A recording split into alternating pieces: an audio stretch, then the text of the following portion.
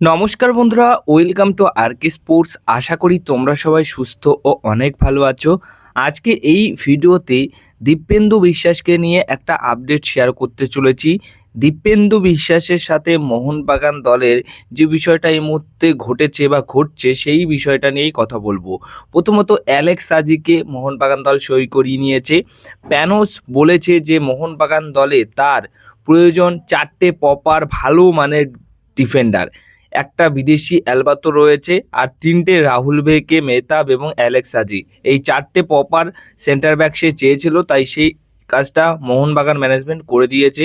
এবার এই সমস্ত ফুটবলার থাকার পর গিয়েও মোটামুটি এরা তো যতক্ষণ না কোনো সমস্যায় পড়ছে, কাঠ সমস্যা বা চোট সমস্যা, তারপরে গিয়েও দীপেন্দু বিশ্বাস এই দলে খেলার জন্য সুযোগ পাবে কিনা সেটা নিয়ে সন্দেহ আছে। কারণ এই সমস্ত জায়গায় 4টে প্লেয়ার যদি 4টে প্লেয়ারের মধ্যে ধরো 3টে প্লেয়ার যদি কোনো সমস্যার জন্য না খেলতে পারে, তাহলে রয়েছে কিন্তু সমীর জেলকোভিক্স, দীপক টাংরি। তো সবসময় সেফ খেলতে চাইবে প্যানোস বা অন্যান্য যে কোনো কোচই সেফ খেলতে চাইবে। দীপেন্দুকে খুব কম ভরসা হয়তো করতে পারে। তো সেই অনুযায়ী দীপেন্দু যদি এই দলে থাকে তাহলে হয়তো সে তার ফুটবল কেরিয়ারে একটা বড় সমস্যায় পড়তে পারে। মানে সে যদি সুযোগ না পায়, হয়তো আমরা এখন ভেবে নিচ্ছি যে দীপেন্দু বিশ্বাস আগামীর সেরা ডিফেন্ডার হবে, কিন্তু সেই ডিফেন্ডারটি হতে গেলে তাকে গেম টাইম দিতে হবে। যেরকম পরমবীর সিংকে মোহনবাগান দল জোর করে বা যে করেই হোক সই করাতে পারলো না, কারণ সে চাই গেম টাইম, তাই সে নর্থ ইস্ট ইউনাইটেড দল চুজ করে নিল। এবং সেখানে যখন সে গেম টাইম ভালো পাবে, যখন একটা প্রতিষ্ঠিত ডিফেন্ডার হয়ে যাবে, তখন তাকে মোহনবাগান দল নিয়ে আসতে পারবে। তো তেমনভাবেই দীপেন্দু বিশ্বাসকেও সেই একই কাজটা করতে হবে। তো সেটা মোহনবাগান দলে থেকে সে কখনোই সেটা করতে পারবে না। আগামী 2 থেকে 3 বছর তো সে মোহনবাগান দলে প্রথম প্লেইং ইলেভেনে খেলার সুযোগ পাবেই না, এটুকু মোটামুটি সবাই জানো। তো সেই ক্ষেত্রে দীপেন্দুর এই যে ফুটবল সময়টা, এটা কিন্তু খুব একটা সমস্যায় পড়ে গেছে। সেই ক্ষেত্রে মোহনবাগান দলের উচিত এই ফুটবলারটিকে লোন দিলে বা অন্য কোনো দলে একদম ফ্রি ছেড়ে দেওয়ার। তো সেই মতোই যা খবর রয়েছে, দীপেন্দু বিশ্বাস মোটামুটি এই ফুটবলারটিকে দলে নেবার জন্য নর্থ ইস্ট ইউনাইটেড এফসি এবং চেন্নাই এফসি দল, এই দুটি দল কিন্তু দলে নেবার জন্য ভীষণভাবে আগ্রহ প্রকাশ করেছে।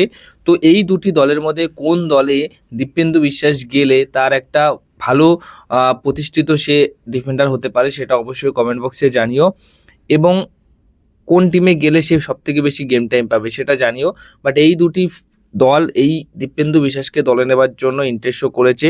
আর মোহনবাগান দলের উচিত, যে সিদ্ধান্ত নিয়েছে, তারা ভালো ভালো বিদেশি সহ ভালো ভালো ইন্ডিয়ান সেন্টার ব্যাক তো নিয়ে এসছে, তারা তাদের দল শক্তিশালী করছে, কিন্তু এর পাশাপাশি এটাও দেখার দরকার যে তার একাডেমির ফুটবলার দীপেন্দু বিশ্বাস যে ভালো খেলেছে, যে তাকে যাকে সুযোগ দিলে হয়তো ভালো খেলতে পারতো, এখন তার যে সময়টা সেই সময়টা যাতে নষ্ট না হয়, তাই সেটাও দেখা উচিত।